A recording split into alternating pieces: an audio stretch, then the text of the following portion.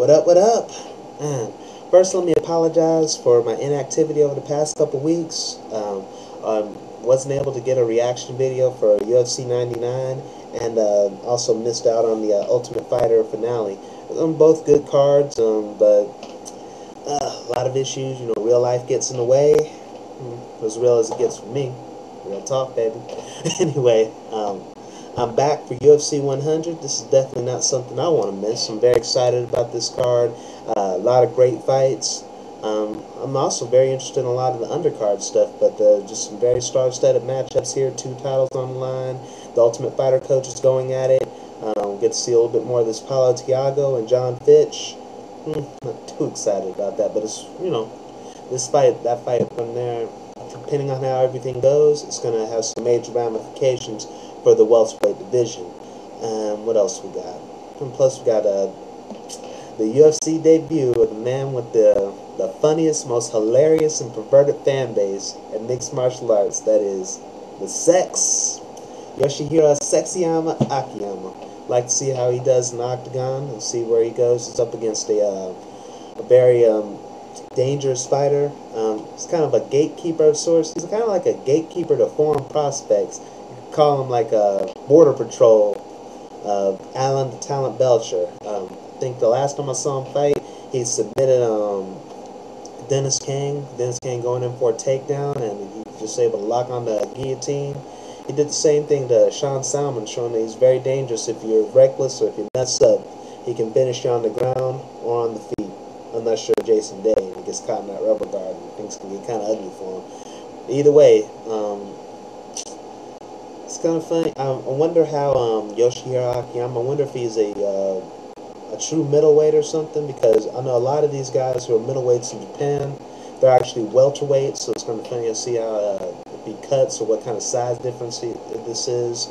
I'm hoping to see Yoshihiro have a successful, debut, because I love the guy's personality, I like his swagger, and I like his fashion sense. The dude be killing me. In any case, how do I see this one going? We'll have to see how he has some pretty good hands, but he has some real good Muay Thai. His real solid game or something. I think Alan might take this by decision, or if what's his name? If Akiyama gets a good throw, gets in the top position, he might be able to submit him real quick. But Allen won't go down easy. I think I see him probably winning this one by a decision or something, or maybe even cashing him with something. What else we got on the docket? Let's focus on the big boys here. We got Brock Lesnar and Frank Mir. These two guys fought before, I think a year ago, I think at UFC 80 or 81. It was one breaking point or whatever. It was a very short fight. Brock took him down and pounded on him for a while until he stood up. Then he got caught in a knee bar by Frank Mir and ended up tapping out.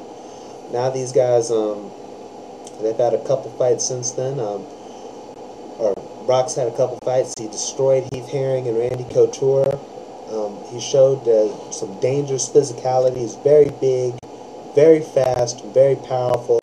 And even though he's still a little bit raw, still very green, and he's kind of prone to getting himself in bad situations, he's still just so damn big and so damn powerful that he can just force himself out of that. I've seen him against Heath Herring. He's just got caught in a couple wizards, a couple good sweeps by Heath Herring. Heath Herring is very tricky on the ground, can very, roll you over, get himself out of bad positions, like he's very quick. But Brock was just so big, he couldn't move, dude. He just ended up taking a beating. Same thing with Randy Couture. Randy Couture got Brock's back for a little bit. Brock just grabbed his leg and spun him around and tripped him. Frank Mir, he looked very good in his fight against Antonio Rodrigo Nogueira. Just pasted his ass, whooped him, and took his title. Was the first man ever to finish him.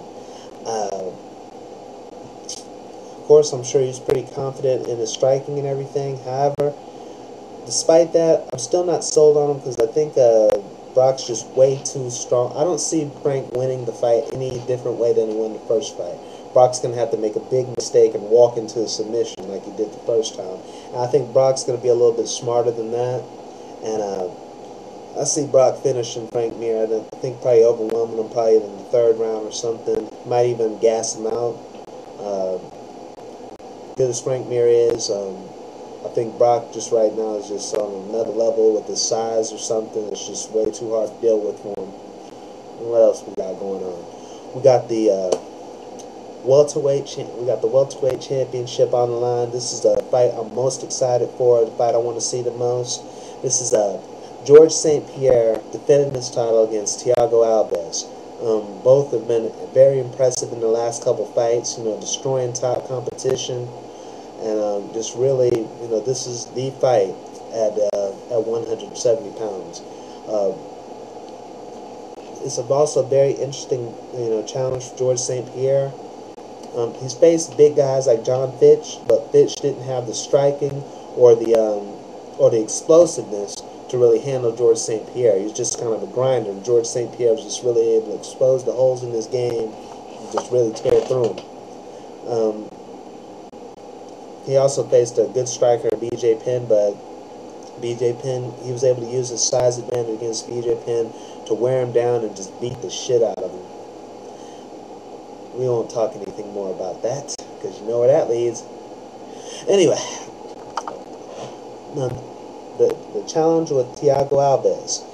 He has the striking and explosiveness. John Fitch doesn't. He has the size and power. B.J. Penn doesn't. So, and plus he has very good takedown defense, so I don't know if George is going to be able to just throw him around like he did the other two. John Fitch is not an easy guy to throw around. Thiago Alves is very dynamic, very strong, very explosive. So it's like it's not going to be your run-of-the-mill fight for a rush.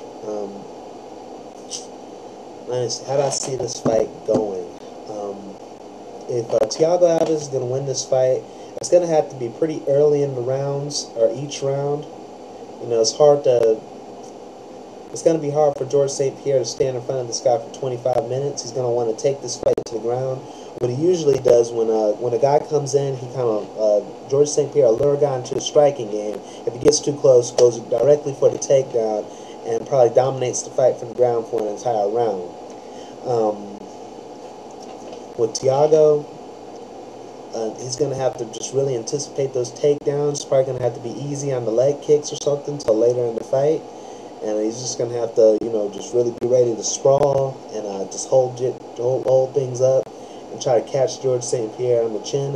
George has a pretty good chin. People like to talk about the Sarah fight, but Sarah hit him like 50 times and didn't knock him out. So, it's like and George St. Pierre is much more motivated now than before. He really wants to make an example out of Alves. Alves feels that it's really his time. How does this fight going to go? Who's going to win? Who's going to be the welterweight champion? Who's going to walk out with the belt? I lean with George St. Pierre on this one. He's very good in enacting his game plans. Thiago's known for some very slow starts, even though he looked very good in his last couple fights. However, George St. Pierre, I think his strategy, his training camp, all the things he does to prepare him to fight is just going to be a little much for Alves. In fact, I think as the fight goes on, he's going to wear Thiago Alves out. I'm sure Thiago Alves is in shape, but if he gets lured into fighting at GSP's pace, unless he knocks him out early, the length of this fight is going to continuously be in George St. Pierre's favor. He's going to, constantly go for takedowns, constantly impose his will, try to, keep Alves playing his game instead of the other way around. And that's going to wear Thiago Alves down. Plus, Thiago Alves is huge. I mean, he basically drains his body, drains half his body out to something to make the welterweight. I kind of wonder how guys like him and Anthony Johnson would do at middleweight. I think they'd actually do pretty good. I'm not sure about Thiago because he has, he's 5'8" or something. He has some length and reach problems. But I think George St. Pierre probably take this one to the third, fourth, or fifth rounds and probably be able to just really wear Thiago Alves out and beat him down. And I think he'll probably stay the champion. There's a lot of other interesting fights on here. I'll probably talk about them if I see him on the show. But definitely, this is not one to miss. Very big fight in two very big weight classes. I can't wait to see it, and talk to you later, all right?